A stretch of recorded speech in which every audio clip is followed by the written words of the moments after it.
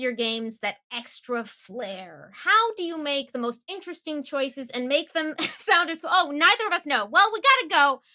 We will see you. Oh, wait, no, we have to try. All right, we're gonna try. We're gonna talk about creative storytelling and improvisation as a DM, two different fields of inquiry in the realm of role playing games. And joining me to do that today, please welcome a tabletop marketing professional, creator of the Roll for Persuasion podcast, and co-creator, co-star of Second Star to the Right, a Neverland adventure. But here today, repping our friends at Dwarven Forge, the incredibly talented folks over there. Please welcome Andrew Strother. Hi, how you doing? Hey, how's it going? I am doing super duper well. Very excited to be here hanging out with you. Excellent. I love these topics because I sort of sounded you out about like what kinds of things you might want to talk about if you came on the show. So thank you first for being here. But second for these really interesting choices. And first off, I want to get straight into it. What does creative storytelling mean for you in an RPG context?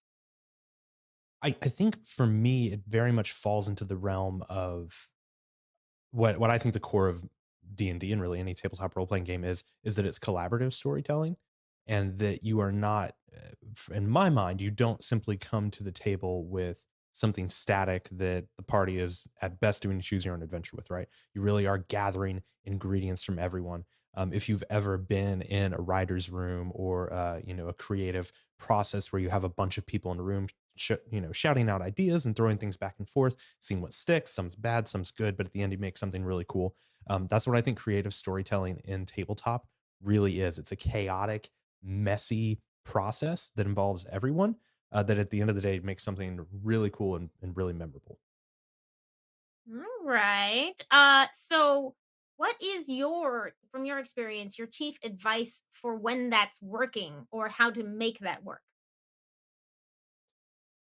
Oh man, there's so many there's so many things, right? Like people talk about like DM advice or like running games. But the biggest thing I tell people is like don't feel like you're stuck on other people's DM advice because they're not you and they're going to do stuff differently than you. So if something doesn't work, that's okay. It's not that you're doing something wrong. It's that that might not be the best fit for you.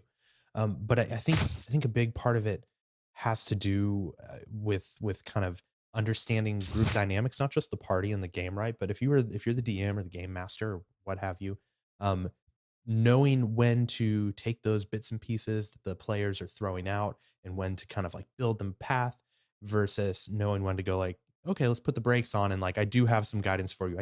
I see that things are going off the rails. It's a little bit of like herding cats, right? So just getting that sense of like, okay, what is going to keep the fun rolling?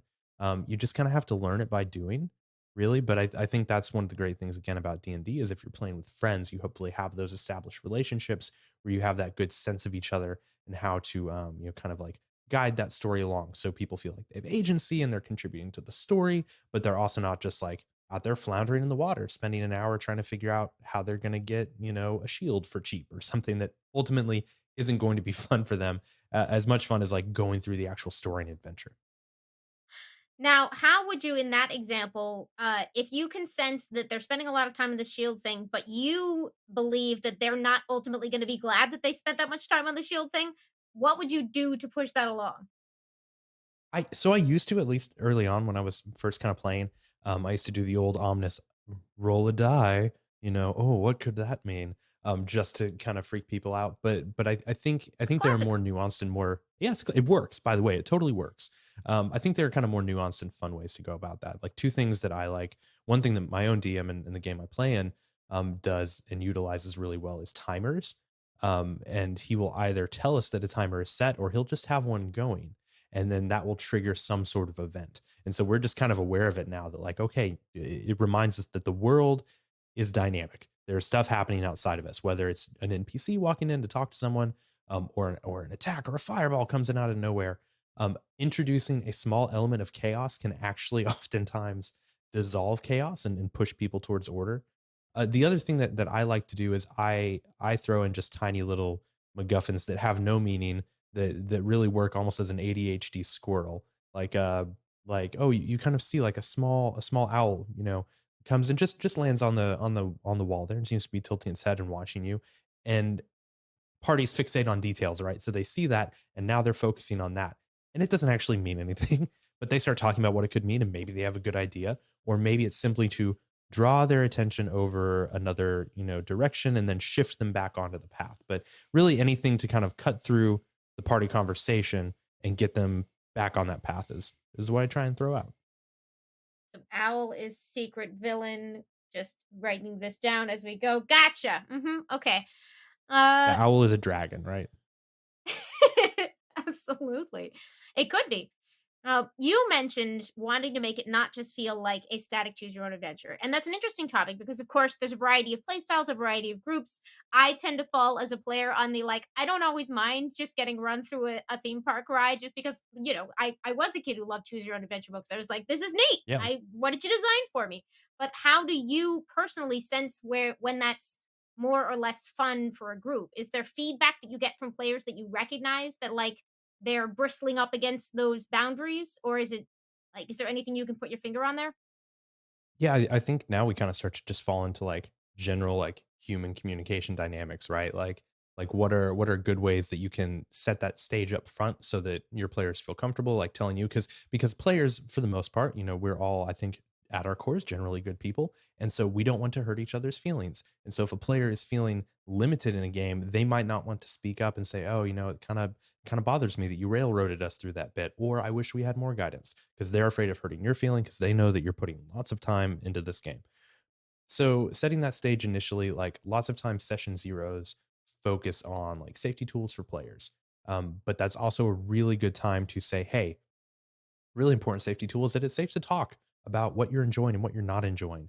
And like, because we're talking about this now, I can check my ego. And because I want you to have fun, because when you have fun, I have fun and we all have fun. So having that conversation up front. And then I think just general check ins like, hey, are y'all enjoying how this is going?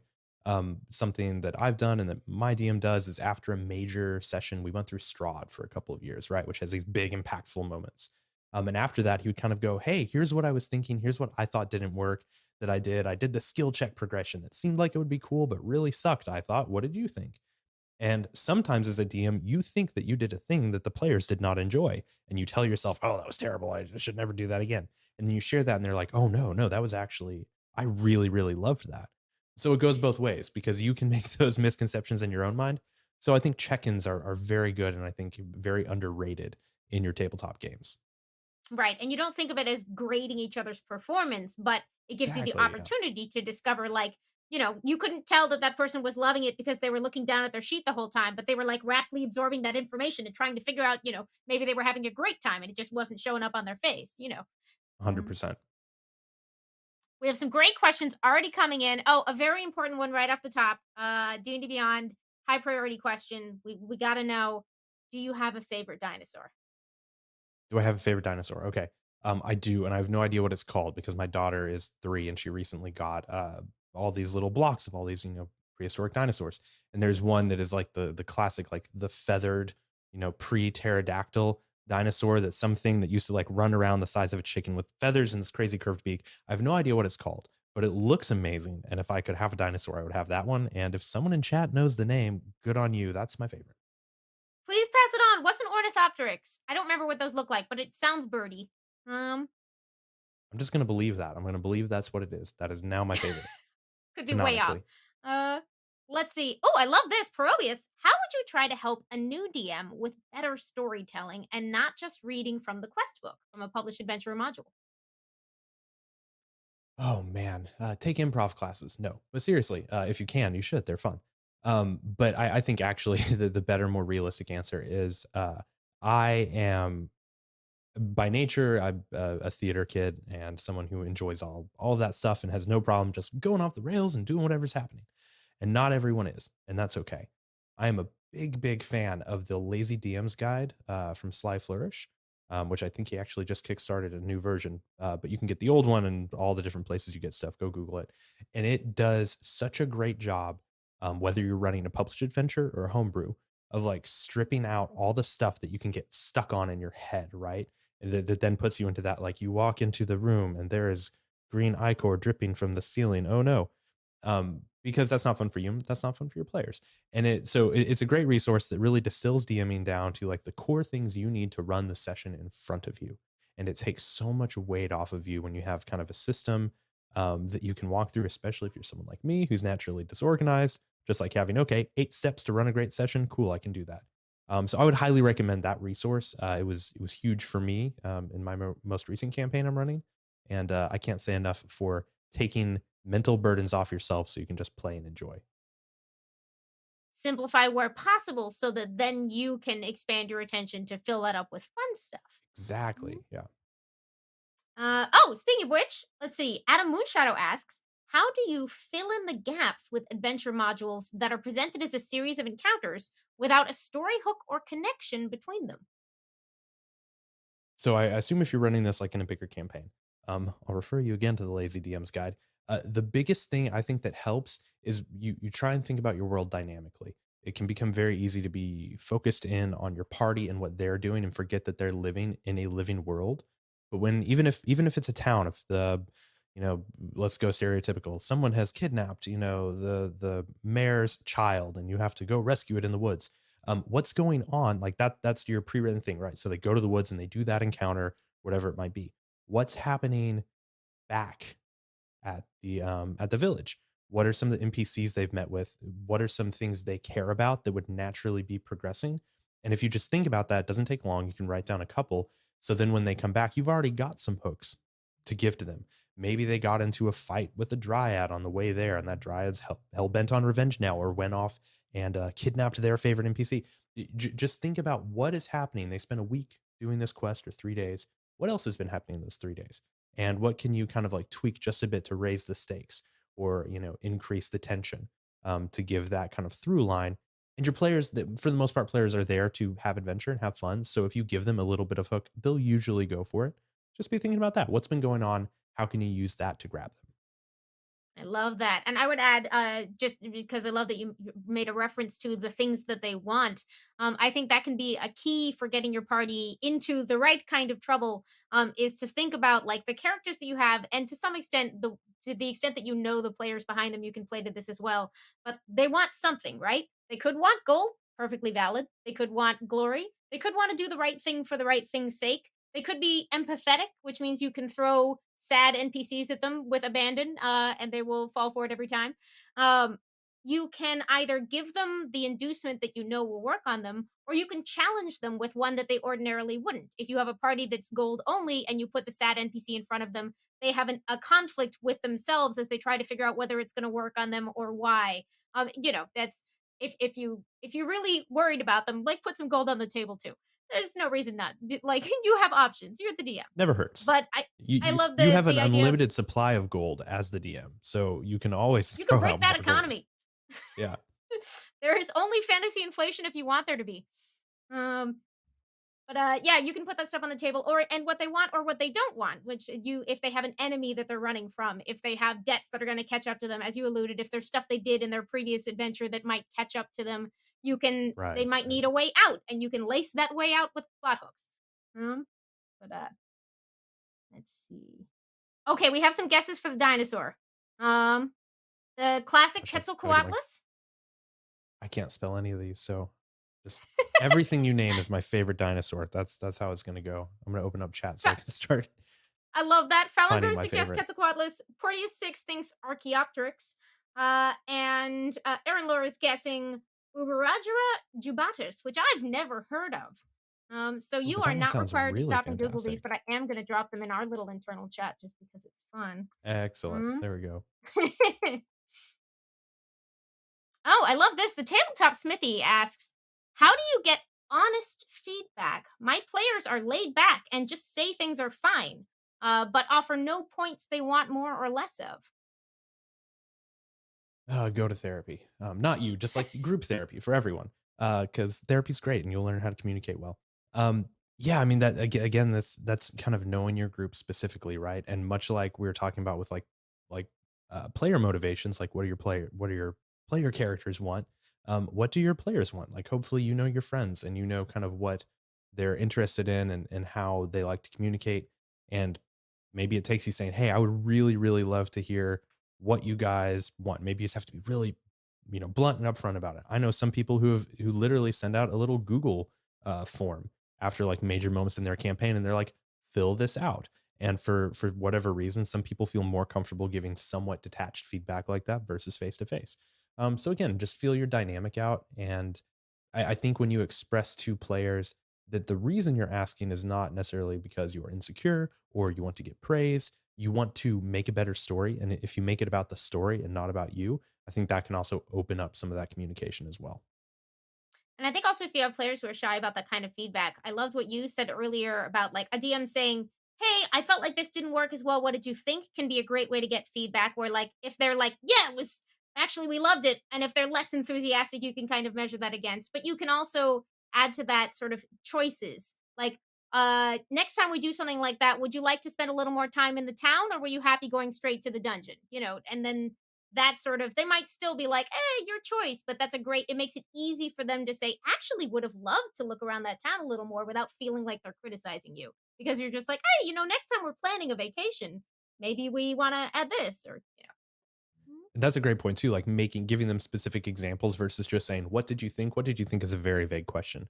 But if you're like, "Hey, that encounter where the bandits jumped out of the wine barrels, like, did that feel monotonous to you?" Or like give people specific examples that you're looking for feedback on, because it's much easier to speak specifically than kind of in, vagueness. Yeah.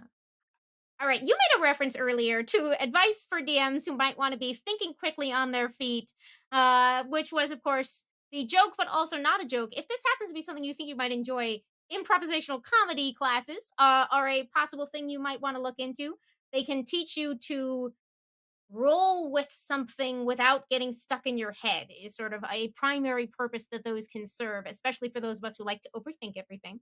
But what other advice or what elaboration do you have on improv and improvisation in DMing?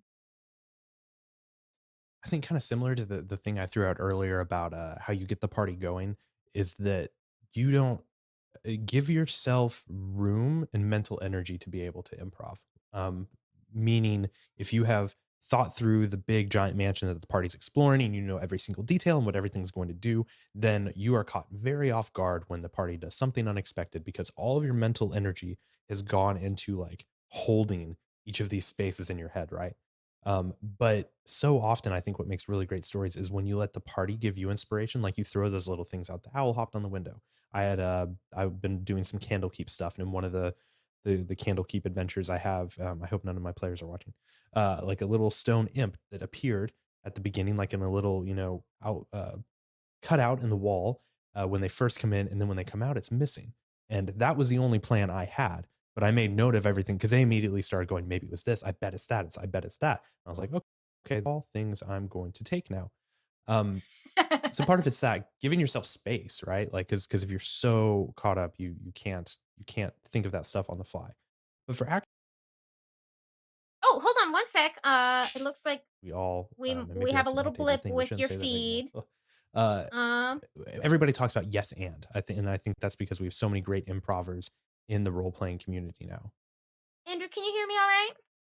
I can hear you now. You froze for a second, Yeah. but I think you're back.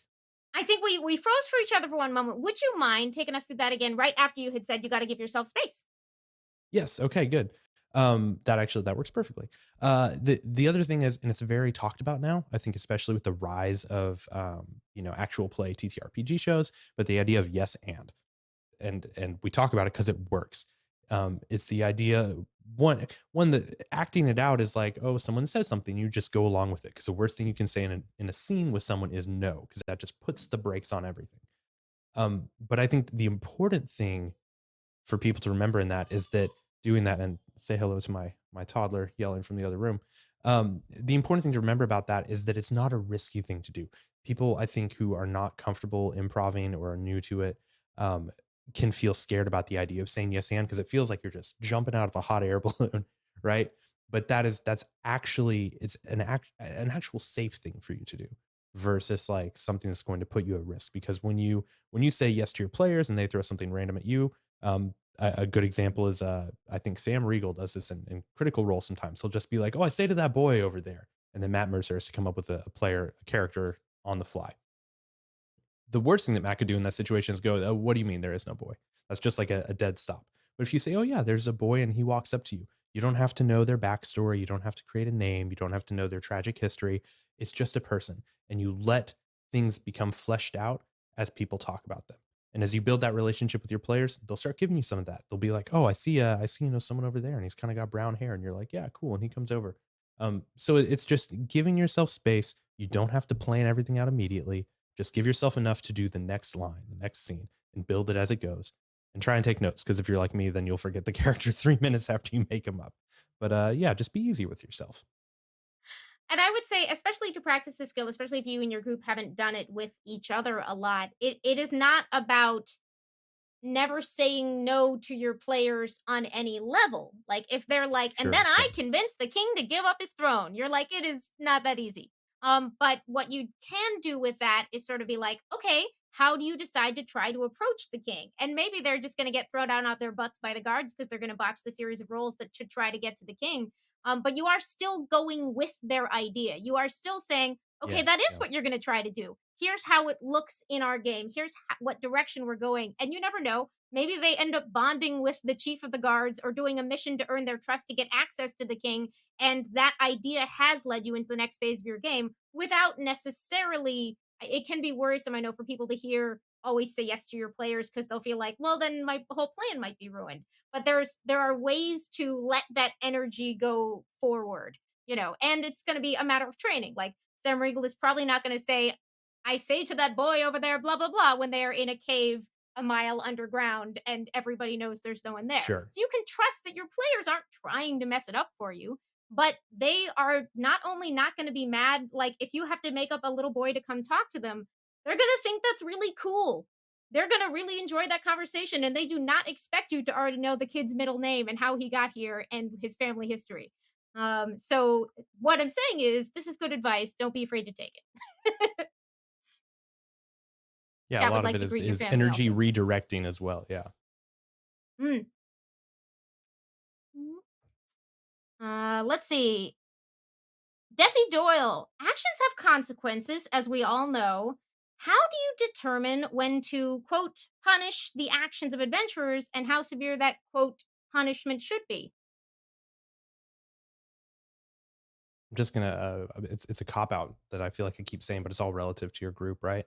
Um, I think again you have to think about your overall story because one, at least in the games I run, I want there to be a sense of danger, assuming that's what the players want. You know, we've all agreed on that. So I want it to feel like there are stakes in the world, which means sometimes when they do something really dumb or they keep pushing something after you've like put out warning signs like, well, the guard at the door is 3 times your size and has 13 swords and looks like he's really killed a lot of people. Are you sure you want to throw mud at him or whatever?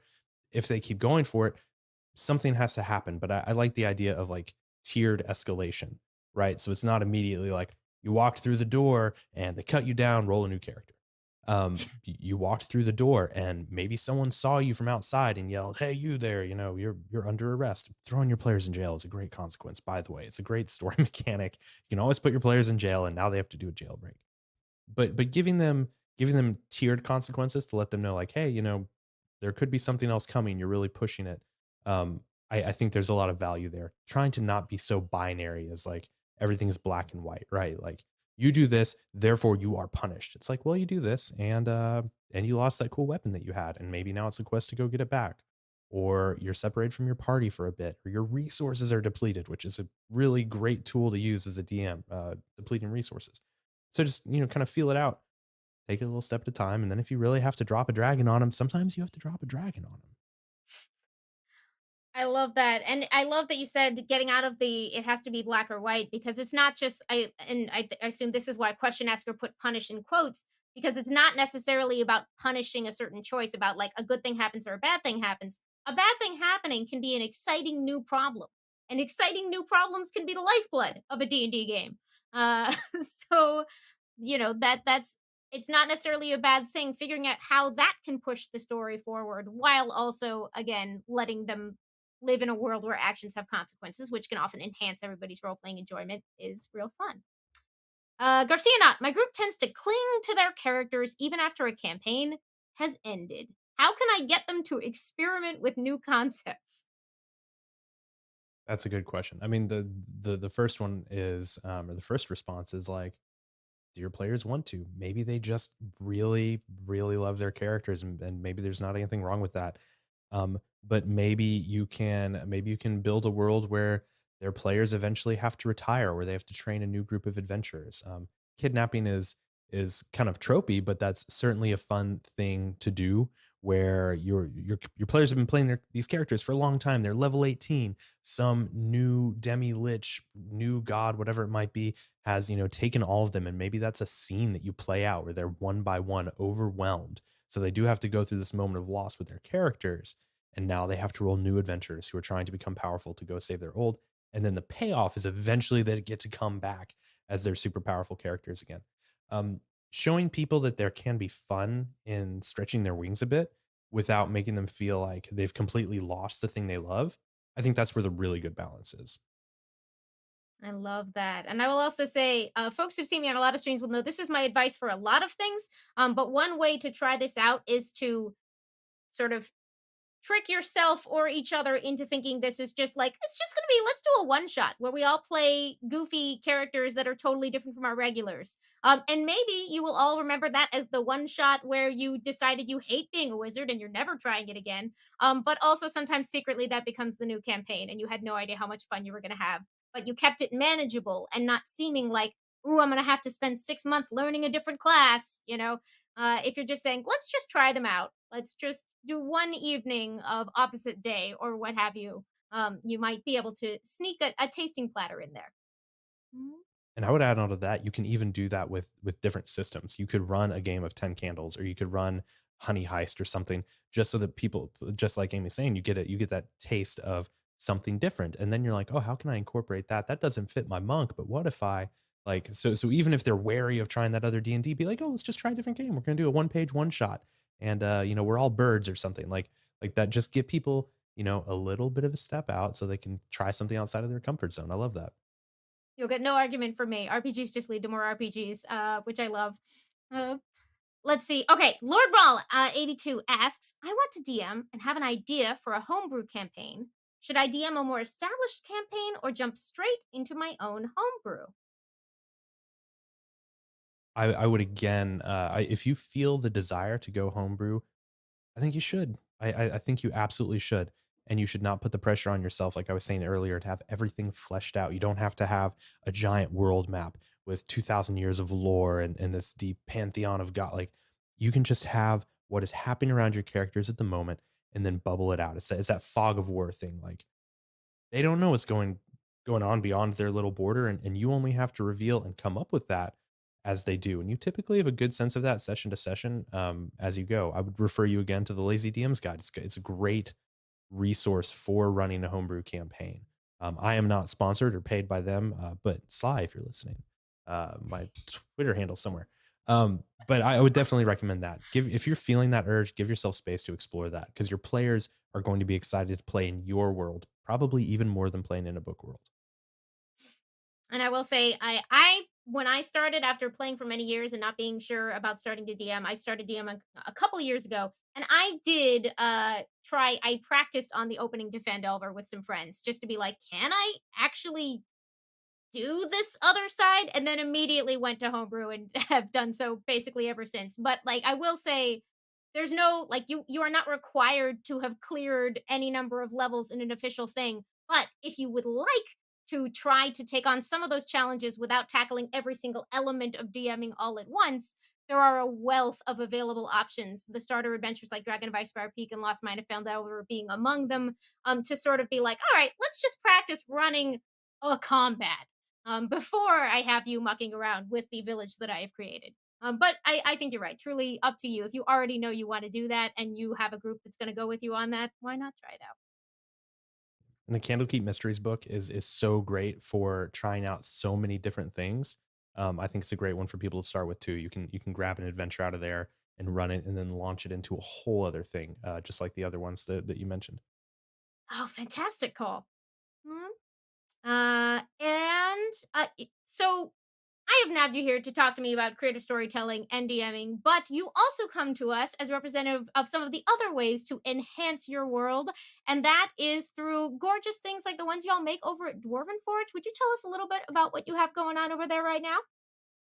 Oh my gosh, so much going on. I mean, the elevator pitch for Dwarven Forge, if you don't know, is Dwarven Forge makes hand sculpted, hand painted terrain for your tabletop games. So if you've ever watched something like Critical Role and you see the cool battle maps that Matt puts out, that's very often Dwarven Forge. They've been doing it for 25 years, which is pretty crazy, and we're going strong.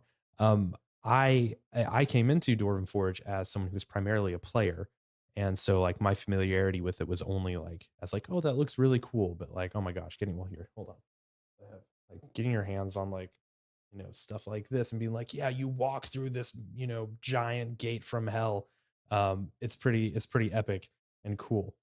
Um, but a thing that I'm very excited about because for people who follow us, they know that we do a Kickstarter usually every year to like launch a brand new line of terrain. So I think last year was Wildlands. So all these like, you know, vines and drooping trees and running rivers and ancient ruins.